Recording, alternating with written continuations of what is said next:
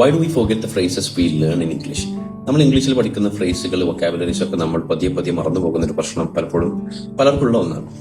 അപ്പൊ ഇതിന് പല കാരണങ്ങളുണ്ട്. ഒന്ന്, നമ്മൾ റിവിഷൻ ചെയ്യാത്ത പ്രശ്നം ഉണ്ടാവും. പക്ഷെ അതിലേറെ വളരെ പ്രധാനപ്പെട്ട ഒരു കാരണമായിട്ട് എനിക്ക് തോന്നുന്നത് നമ്മൾ ലേൺ ചെയ്യുന്ന ഇംഗ്ലീഷ് പഠിക്കാൻ ശ്രമിക്കുന്ന മെത്തേഡിലെ ഒരു പ്രശ്നം കൊണ്ടാണ്. ഇംഗ്ലീഷ് പഠിക്കുന്നതിൽ 2 ഫാക്ടേഴ്സിന് വലിയ സ്വാധീനമുണ്ട് നമ്മളെ ഒരു കാര്യം പഠിച്ചത് മനസ്സിൽ ഓർമ്മിപ്പിച്ച് നിർത്തുന്നതിൽ. അതിൽ ഒന്നാമത്തേതാണ് റെലവൻസ് എന്ന് പറയുന്ന കാര്യം. ഞാൻ ചെറിയൊരു ഉദാഹരണം പറഞ്ഞുതരാം. ഇപ്പൊ ഞാനൊരു ഉദാഹരണം, ഒരു ടീച്ചറായ ഒരാൾ, അദ്ദേഹത്തിന് ഇംഗ്ലീഷ് പഠിക്കണമെന്നുണ്ട്.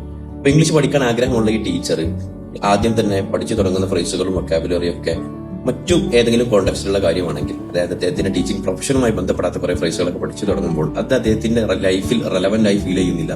സ്വാഭാവികമായിട്ടും ആ പഠനം തന്നെ മുഷിപ്പായി തോന്നുന്നു, പിന്നെ മറന്നുപോകും.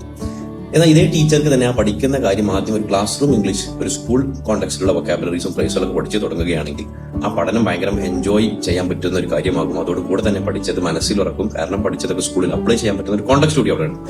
അപ്പോൾ സ്കൂൾ എന്ന് പറയുന്ന ആ ഒരു കോണ്ടെക്സ്റ്റ് വളരെ റെലവന്റ് ആയി മാറും. ഇനി രണ്ടാമത്തത്, ഇങ്ങനെ പഠിക്കുമ്പോൾ കിട്ടുന്ന രണ്ടാമത്തെ ഒരു ഗുണം, രണ്ടാമത്തെ ഫാക്ടർ കൂടി എന്താണെന്ന് വെച്ചാൽ റിലേറ്റബിലിറ്റിയാണ്. കാരണം ഒരു ടീച്ചറെ സംബന്ധിച്ചിടത്തോളം അദ്ദേഹം വർക്ക് ചെയ്യുന്ന സ്ഥലത്തിൽ അദ്ദേഹത്തിന് ആവശ്യമായി വരുന്ന കുറെ ഡയലോഗുകൾ ഉണ്ടാവും, കുറെ വൊക്കാബുലറീസ് ഉണ്ടാവും. അത് പലപ്പോഴും മലയാളത്തിലായിരിക്കും ആലോചിക്കുന്നുണ്ടാവും. സോ ഈ പറയുന്ന ഡയലോഗുകളൊക്കെ അതിന്റെ ഒരു ഇംഗ്ലീഷ് വേർഷനായിട്ട് നമ്മൾ പഠിച്ചു തുടങ്ങുമ്പോൾ അത് നമ്മുടെ ഒരു കോണ്ടെക്സ്റ്റിലേക്ക് ഭയങ്കര റിലേറ്റബിൾ ആവും, ഒരു ടീച്ചറുടെ കോണ്ടെക്സ്റ്റിലേക്ക്. In the same way, whatever the profession you are doing, try to learn phrases and vocabularies that are relevant in your profession or in your studies, whatever it is, and try to learn the phrases that are more relatable to your everyday life, feelings, emotions, thoughts, whatever it is. So try this out.